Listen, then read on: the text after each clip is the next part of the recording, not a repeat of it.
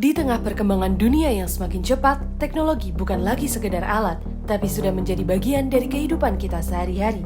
Artificial Intelligence atau AI hadir bukan untuk menggantikan manusia, melainkan untuk membantu, mempermudah, dan membuka peluang baru.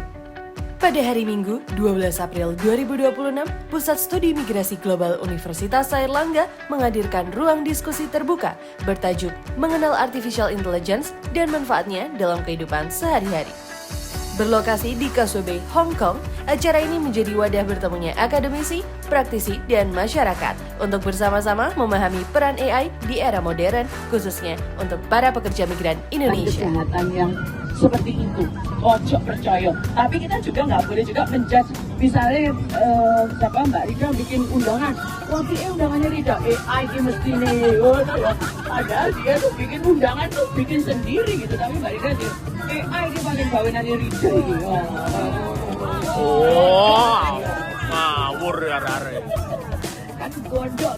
Diskusi ini menghadirkan para narasumber yang berpengalaman di bidangnya, yang membahas mengenai bagaimana AI berperan dalam dinamika migrasi global, mengulas perspektif komunikasi dan dampak sosial dari perkembangan teknologi, serta membawa sudut pandang antropologi dalam melihat interaksi manusia dengan AI.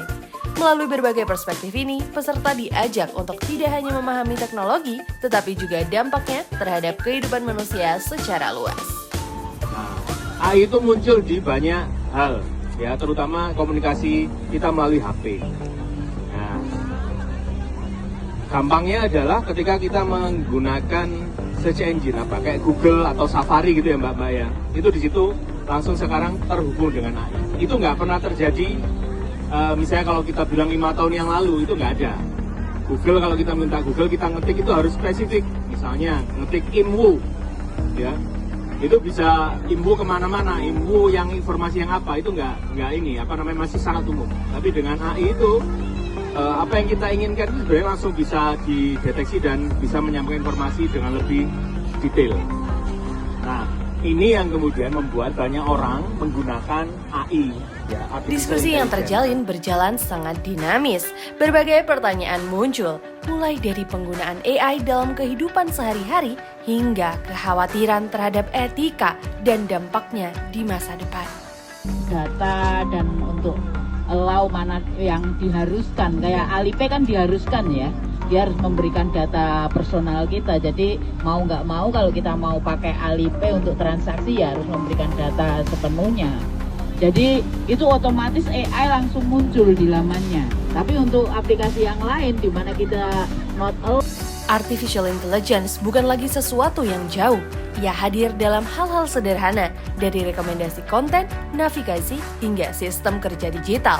Namun di balik kemudahan itu, ada tanggung jawab besar untuk menggunakannya secara bijak. Kita itu diambil, misalnya Bapak ini terima telepon kan gitu ya.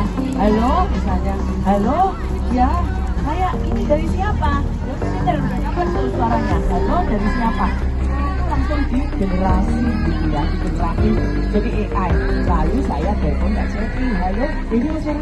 Acara ini juga menjadi ruang bertukar ide dan pengalaman. Peserta tidak hanya mendengarkan, tetapi juga terlibat aktif dalam percakapan yang relevan dengan kehidupan mereka.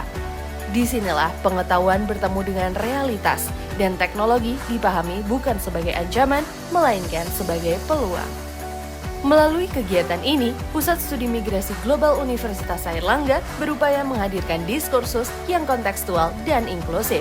Karena memahami teknologi adalah langkah awal untuk bisa beradaptasi dan berkembang di masa depan.